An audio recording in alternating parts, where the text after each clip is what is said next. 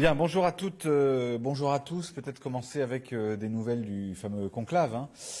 Habemus mandacem cynicum, comme auraient dit les Romains. Nous avons un menteur cynique. En effet, le Premier ministre, sans tabou ni totem et en responsabilité, a décidé de déchirer le contrat moral politique qui le liait à une partie de cet hémicycle. Alors pas nous, parce que nous avions vu juste au moment des annonces sur ce conclave et cette réforme des retraites, mais en tout cas avec celles et ceux qui lui ont permis, de bonne foi sans doute, de passer le mur de la censure il y a quelques semaines, avec la promesse que serait remise sur le métier la réforme des retraites d'Elisabeth Borne. Or, ce week-end, tout cela a volé en éclats.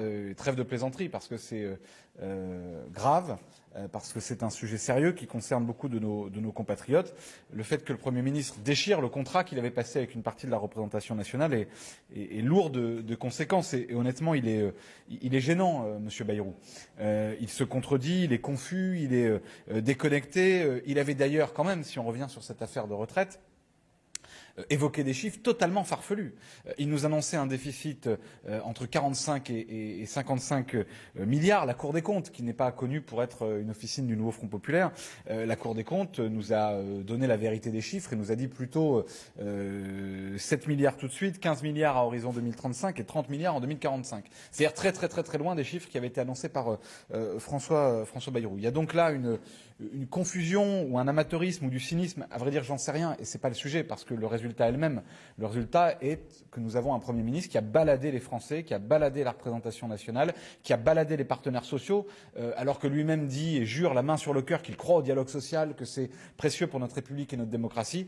Eh bien, il foule tout cela du pied pour dire quoi? Pour dire au final aux Françaises et aux Français que cette réforme injuste et antidémocratique, elle va s'appliquer. Eh bien, nous disons à nouveau qu'il faut maintenant que la question de l'abrogation de la réforme des retraites, pas son aménagement, pas son contournement, pas des atermoiements, que son abrogation vienne devant l'Assemblée nationale. C'est quand même au cœur de la mobilisation électorale des élections législatives. Si le bloc qu'on appelle bloc central, j'ai toujours du mal à voir ce qu'il y a de central dans ce bloc, mais appelons-le comme ça pour les besoins de la discussion.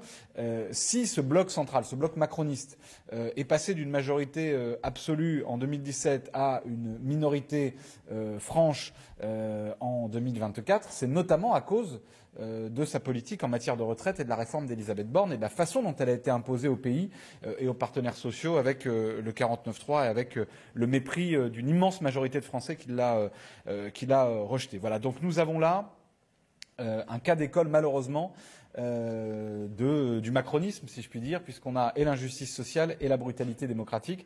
Monsieur Bayrou, qui en plus, franchement, a été visiblement un peu contredit par son ministre de l'économie. Enfin, tout cela n'est pas sérieux et c'est pénible à regarder. Ce Premier ministre est pénible à regarder parce qu'il se contredit lui-même, parce qu'il change d'opinion, parce qu'on ne comprend pas bien ce qu'il veut dire. On ne sait même pas si lui-même le comprend tout à fait, et parce que du coup, c'est, si je puis dire, une forme de laisser-aller au sein du gouvernement où chacun raconte sa petite musique. Ça me permet de faire transition avec l'autre sujet que nous voulions aborder avec vous ce matin, qui est la question de M. Retailleau et de sa croisade identitaire à l'égard de l'Algérie. Là aussi, on a un ministre de l'Intérieur qui se prend pour le ministre des Affaires extérieures et qui entraîne avec lui le ministre des Affaires étrangères, dont normalement c'est la fonction et la vocation que de porter la parole de la France, que de définir sa politique diplomatique, et avec un Premier ministre dont on ne sait pas bien s'il comprend tout ce qui se passe et dont on attend d'ailleurs un peu de clarté sur ces sujets. Monsieur Retailleau semble d'ailleurs être nostalgique d'une époque où le ministre de l'Intérieur était en même temps le ministre des colonies. Parce que faire de l'Algérie une question politique intérieure, c'est nier le sens et la réalité de ce que doivent être des relations entre États. De ce point de vue-là, là aussi, nous sommes, nous, très préoccupés par, je disais, cette croisade identitaire d'un ancien bénévole du Puy du Fou, Monsieur Retailleau, qui ne produit aucun effet. Vous avez vu ce qui s'est passé ce week-end.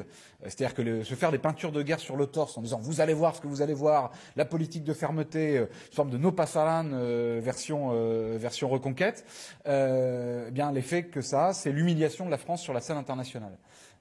Et donc nous appelons à d'abord respecter nos institutions, c'est au ministre des Affaires étrangères de faire la politique extérieure de la France, sous l'égide évidemment du président de la République et du Premier ministre. Ce n'est pas au ministre de l'Intérieur. Et par ailleurs, il faut aussi qu'il y ait une clarification sur ce qui se passe au sein de ce gouvernement. La menace de démission de Bruno Retailleau, elle montre aussi qu'il n'y a aucune forme de cohérence. Or, je rappelle qu'on nous a expliqué que la gauche ne pouvait pas gouverner parce qu'elle serait trop divisée, incapable de rester dans la durée, pas fiable, si je puis dire. Et là, nous avons des gens qui trahissent leurs paroles sur les retraites et qui racontent des choses leur contraire et menacent de démissionner les uns et les autres. Honnêtement, tout cela n'est pas sérieux et même inquiétant dans un moment dans lequel nos compatriotes, suffisamment inquiets et inquiétés par la situation internationale et par les désordres du monde, méritent d'avoir une équipe gouvernementale, un exécutif qui sait où il va, qui a, si je puis dire, un cap clair et qui tient des propos, des discours apaisants ou au moins auxquels on peut se fier et sur lesquels on peut se fonder. Voilà les deux petits éléments de réaction à l'actualité du week-end que j'avais envie de partager avec vous, mais évidemment, nous avons une bonne dizaine de minutes pour répondre à vos questions. Oui. Ah oui, il faut le micro maintenant. Je n'étais pas là la semaine dernière, je ne suis pas encore au fait des nouveaux us et coutumes. Bonjour, Anne-Charlotte Dussault pour LCP. Vous avez parlé des retraites. Est-ce que pour vous, ça peut être à un moment, avec vos partenaires de gauche, on verra ce que font les socialistes, mais l'objet du dépôt d'une motion de censure sur ce sujet-là ? Alors, la réunion du groupe écologiste et social se tient en ce moment, donc je ne peux pas parler au nom du groupe. Par contre, je peux vous dire en mon nom à moi, ce qui est mon intuition, c'est que François Bayrou a échappé à la censure avec la promesse que d'une manière ou d'une autre, il y aurait une discussion sur la réforme Borne. Nous considérions que les termes de la proposition du Premier ministre étaient trop flous, trop ambigus et qu'on voyait bien que derrière, il y avait une volonté de rester dans une forme de statu quo sur l'âge légal. Tout cela nous a été confirmé par lui-même. Mais là, il a y compris trahi les engagements vis-à-vis de ceux qui avaient donné du crédit à sa parole.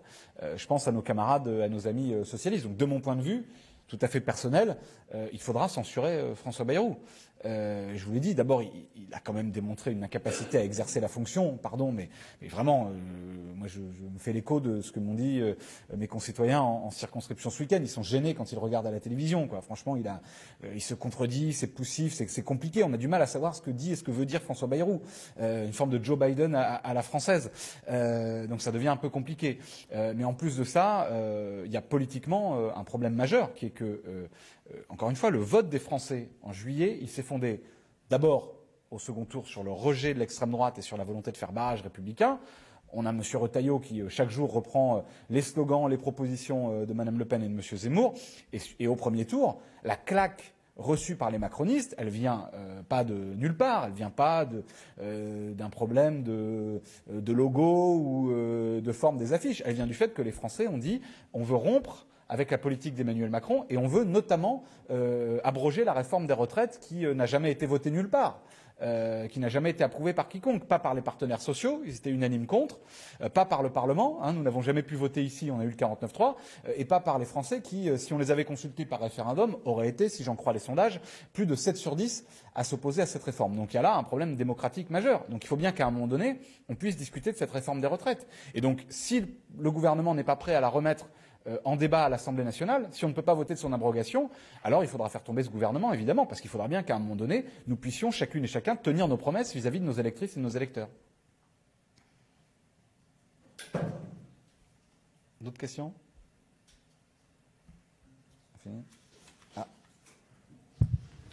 Bonjour. Je ne sais pas si vous avez pu échanger avec Cyrielle Châtelain sur la conférence des présidents.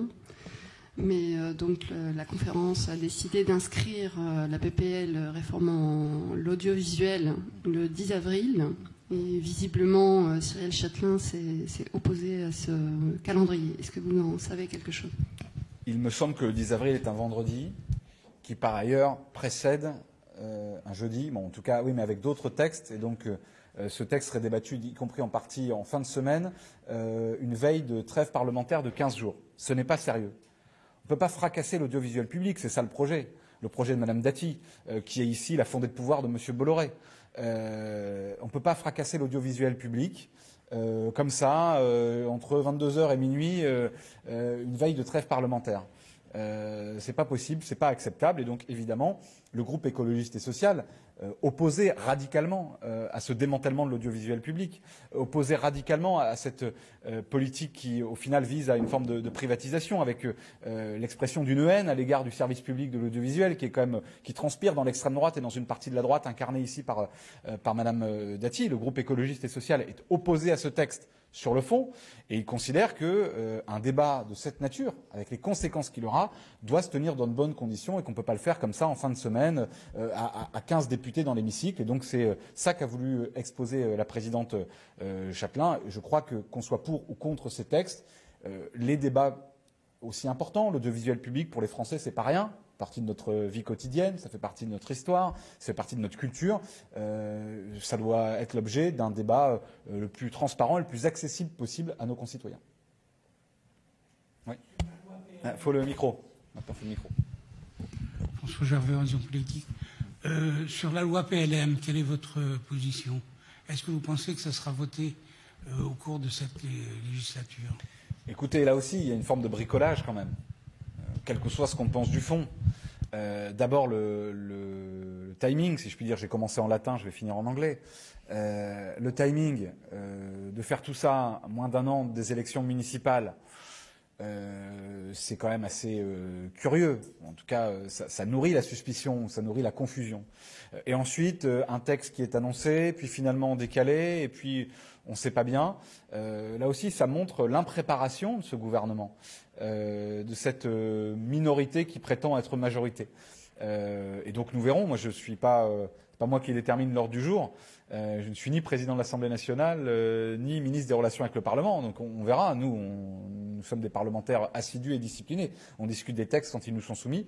Mais à ce stade, on voit quand même une forme de confusion et d'amateurisme qui pose question sur des sujets qui sont des sujets qui concernent pour ces trois grandes villes, les trois plus grandes villes de France, la démocratie locale, et donc qui ne sont pas des sujets mineurs. Par ailleurs, il y a aussi dans l'amateurisme le fait que soit découplée la réforme de la loi électorale et celle des compétences renvoyées à plus tard. Ça pose un sujet. Voilà, je partage de ce point de vue-là les interrogations du président Larcher. Vous voyez, je ne suis pas sectaire. Et donc même si nous voyons qu'il y a évidemment toujours nécessité de renforcer la démocratie, et nous sommes, nous, partisans, effectivement, que les modes de scrutin soient les plus démocratiques possibles. La question de la temporalité interroge, et la question d'avoir scindé en deux la loi électorale et la question des compétences, mairie d'arrondissement ou mairie de secteur et commune, métropole, etc., que la question des compétences soit renvoyée à plus tard, pose aussi question. Ça veut dire qu'on va avoir des campagnes électorales qui vont commencer dans ces communes, comme partout d'ailleurs dans le pays, pour les élections municipales. Elles ont d'ailleurs déjà un peu commencé ici ou là, sans trop savoir d'ailleurs, pour construire son projet, son programme, c'est pas rien dans une démocratie d'avoir un programme. Quelles sont les compétences qu'on aura vraiment et comment elles vont s'organiser? Là aussi, peut mieux faire, François Bayrou.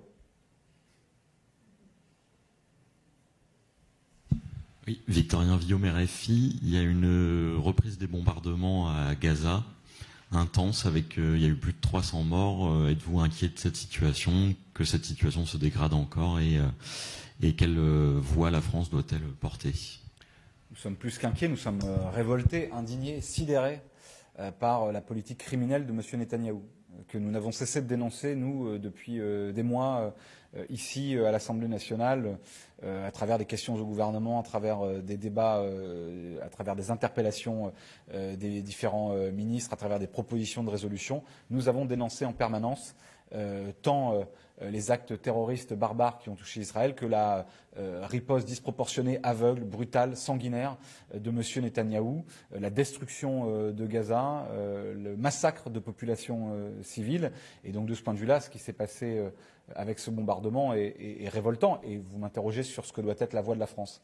La France, elle doit apporter la voix du respect du droit international et une voix ferme à l'égard de M. Netanyahou. On ne peut pas être un gouvernement démocratique et se comporter comme un voyou sanguinaire sur la scène internationale. On ne peut pas massacrer des populations civiles impunément. Et donc la France, elle doit...